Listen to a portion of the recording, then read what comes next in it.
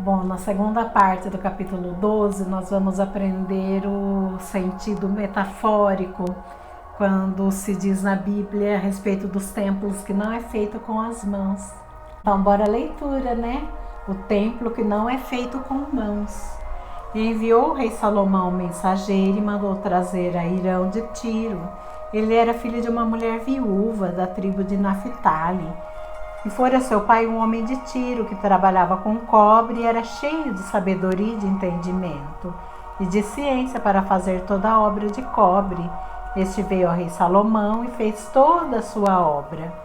1 Reis 7, 13 e 14. No centro de cada um de nós, para sempre queimará a chama eterna de Deus. Este centro é o sagrado dos sagrados, no qual habita o absoluto. Os prédios adjacentes ao templo do rei Salomão são o nosso ambiente, vida familiar, companheirismo e amigos. Na verdade, é cada departamento da nossa vida, trabalho, vida social. Não deverá haver mácula em nenhum deles. Pureza e integridade de ação, autodomínio do pensamento e emoção, virtude genérica, tudo isso compõe a base fundamental para a construção desse templo, que não é feito com as mãos. Essa é nossa participação e nossa libertação. Deste modo, podemos buscar a entrada no sagrado dos sagrados? Isto é feito seguindo o conselho dos profetas antigos. Tudo que é justo, tudo que é puro, tudo que é amável, tudo que é de boa fama, se há alguma virtude e se há algum louvor, nisso pensai. Filipenses 4:8. Em outras palavras, devemos praticar a presença de Deus em toda parte e todo o tempo. Praticar a presença de Deus simboliza os vastos tesouros de ouro e pedras preciosas que são necessários para construir o templo de Salomão, que é você. A verdade do ser é que o mundo inteiro e tudo contido nele são a expressão de Deus. Não entendendo esta, que é a maior das verdades, nós podemos formar crenças falsas sobre a verdade. Vendo limitações de todo tipo ao nosso redor, nós nos sentimos separados de Deus e dependentes dos nossos esforços. É preciso perceber que Deus está fazendo tudo através de nós. Se outras pessoas parecem se comportar mal a ponto de pensarmos e sentirmos que Deus está trabalhando através delas, a conduta delas vai mudar? Contudo, por que devemos nos concentrar e ampliar as aparentes falhas dos outros? Todos têm qualidades divinas, basta procurar. Procure e tu encontrarás. Se você procurar o que é bom, vai encontrar. Para ter paz e felicidade, se não for para um propósito maior, deve ser feito um esforço de modo a buscar as boas qualidades nos outros. Quando perguntaram a Tales de Mileto o que era mais difícil e mais fácil de fazer, dizem que ele respondeu: o mais difícil é aprender a se conhecer, e o mais fácil é encontrar erros nos feitos alheios.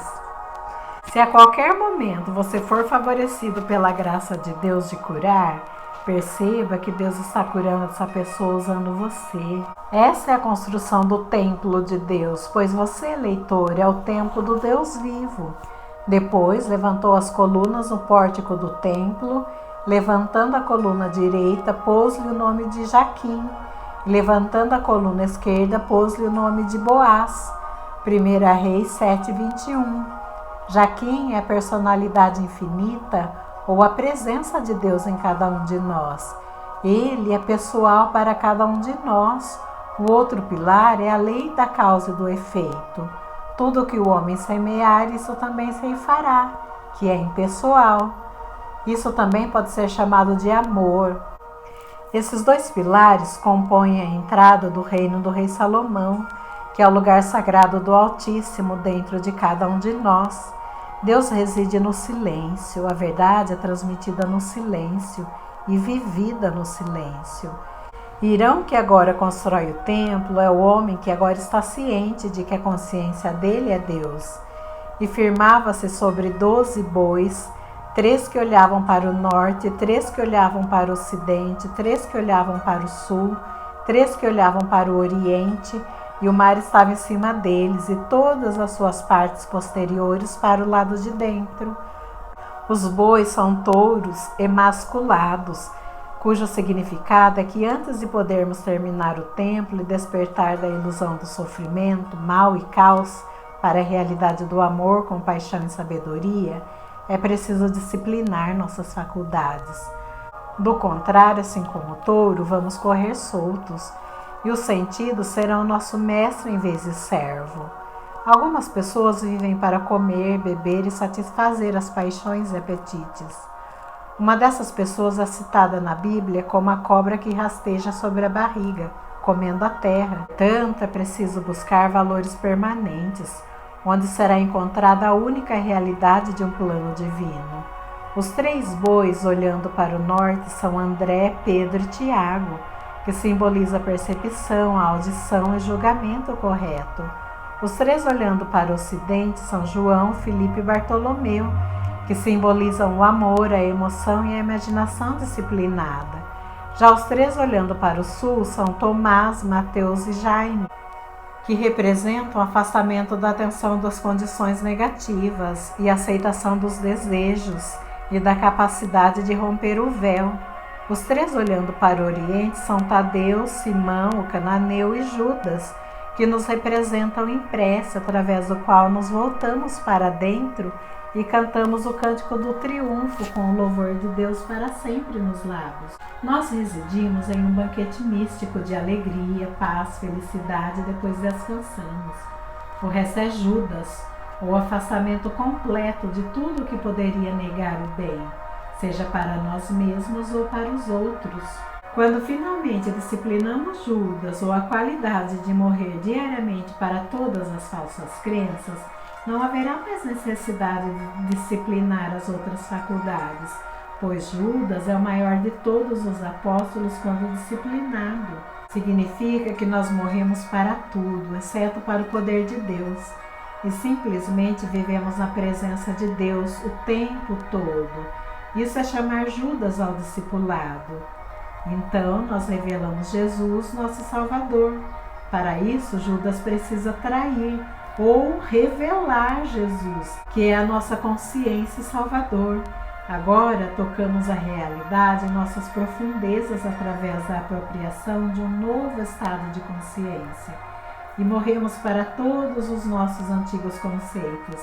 Mergulhamos com Cristo no estado amoroso de consciência, ou prato universal chamado subjetivo, ou Deus em repouso sorridente. Jesus alimenta Judas, que se apropria do pão. Antes, esse Judas sempre fora considerado pobre. Agora, Jesus o alimentou com o conhecimento do Salvador. E o estado de Judas mudou para Jesus, o estado ideal, e todas as suas partes posteriores para o lado de dentro. 1 Reis 7:25. Significa que na prece nós retiramos as faculdades do mundo dos sentidos e nos voltamos para dentro, na direção do real, do do belo, do bom. Em outras palavras, negamos o que vemos no mundo dos sons e voltamos ao silêncio. Deus reside no silêncio. A lenda maçônica diz que 3 rufiões assassinaram Irão antes do templo ser terminado e dedicado. Os 3 rufiões estão em todos nós, constantemente matando o princípio de Cristo. O estudante da verdade místico percebe claramente o significado disso, que nós passamos por 3 graus ou degraus toda vez que morremos para uma antiga crença. Esses 3 degraus são o reconhecimento de que Irão é o centro da causa, o novo ideal ou desejo purificado, e o sentimento ou convicção de agora ser a pessoa que você deseja ser. Essa é a única crucificação, mudança de consciência que existe. A história da crucificação é um drama místico e, vista pelos olhos dos místicos, é uma das histórias mais belas que há. A Sexta-feira Santa deveria ser todo dia para aquele que estuda a verdade. A Sexta-feira Santa agora é dedicada pelas igrejas cristãs à dor e à tristeza. Quando entendemos seu verdadeiro sentido, vemos que deveria ser e será um dia de alegria, celebração e felicidade. O motivo é perfeitamente óbvio, nós nos regozijamos no bem. Agora falamos a verdade. Nem os romanos, nem os judeus mataram Jesus, o Salvador. Como poderiam fazê-lo? Ele está sempre conosco. Ele é nosso Salvador e salvação, que reside no coração de cada um de nós. Nosso Salvador é morto apenas por nós, quando não o reconhecemos em consciência e sustentamos fé na realização dos seus desejos. Esse Salvador é a nossa consciência. Nunca nasceu e nunca morrerá. À medida que mudamos a consciência, morremos para o nosso antigo estado e renascemos no novo. O princípio de Cristo em nós nunca morre, então por que lutar-se por ele? Jesus tem vários significados. Significa salvar e também significa desejo. Além disso, Jesus significa nossa consciência, o libertador, emancipador ou o libertado.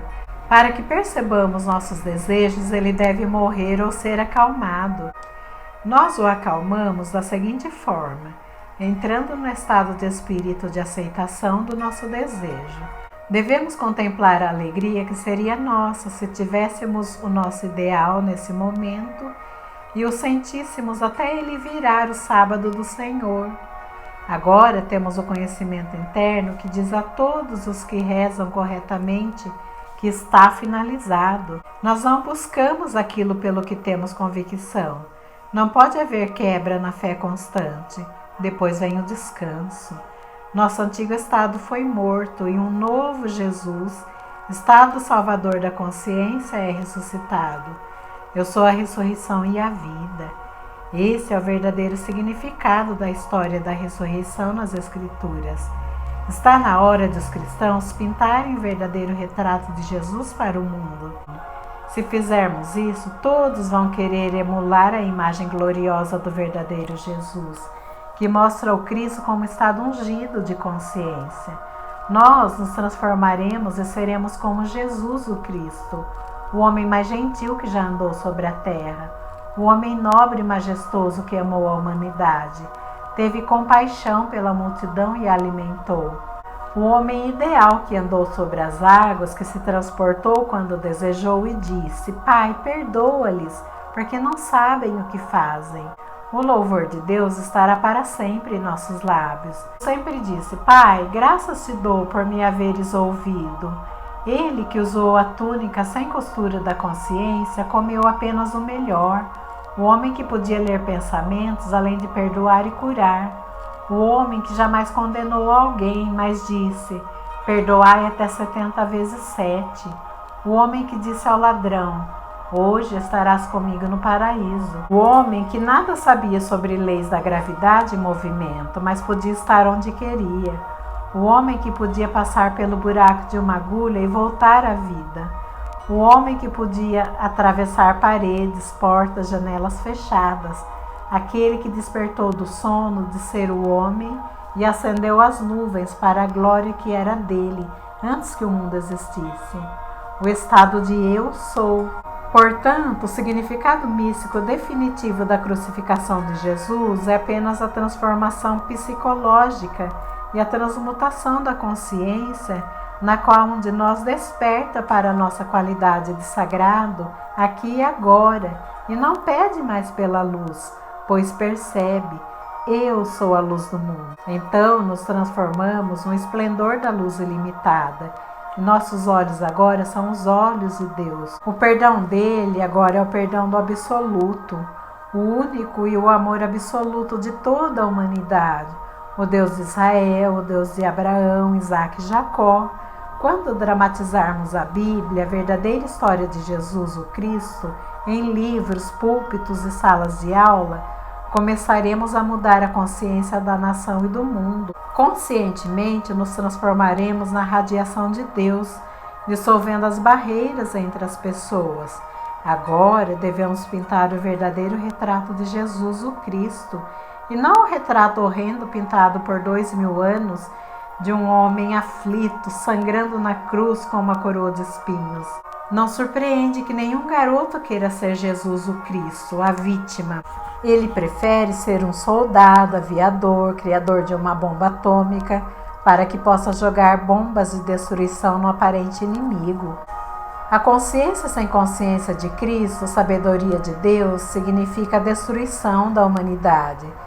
Se pintarmos o verdadeiro retrato, todos os meninos e meninas vão querer ser Jesus, o vitorioso, e desejarão emular o ideal perfeito. Agora nós entalhamos um modelo de perfeição que é bom e belo. O padrão básico do mundo é a beleza. As particularidades estão suspensas a partir do universal, como rosas penduradas em uma roseira. Todos nós temos a obrigação de deixar Irão construir o templo, pois isso representa o estado de emancipação espiritual, intelectual e mundana. Devemos parar de sacrificar o belo pelo que consideramos as riquezas do mundo. Vamos começar agora a transformar a superstição e a discórdia em um lingote de ouro espiritual. Meditando sobre essas grandes verdades, nós sem dúvida construiremos o templo de Salomão aqui e agora, que é a nossa mente, corpo e circunstâncias.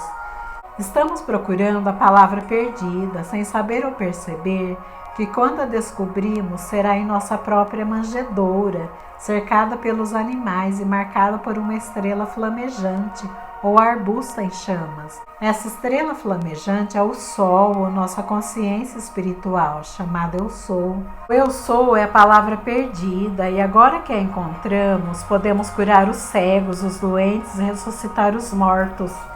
Em que sentido? No sentido de que quando nós baixamos as nossas crenças limitantes, nós a eliminamos, nós paramos de julgar a nós e aos outros. Nós nos vemos como pessoas merecedoras. Vemos as coisas com os olhos do divino. Nós vemos o outro com os olhos do divino, com amor, com bondade, com altruísmo, com generosidade. E dessa forma nós nos tornamos cada vez mais merecedores de termos aquilo que nos é ofertado.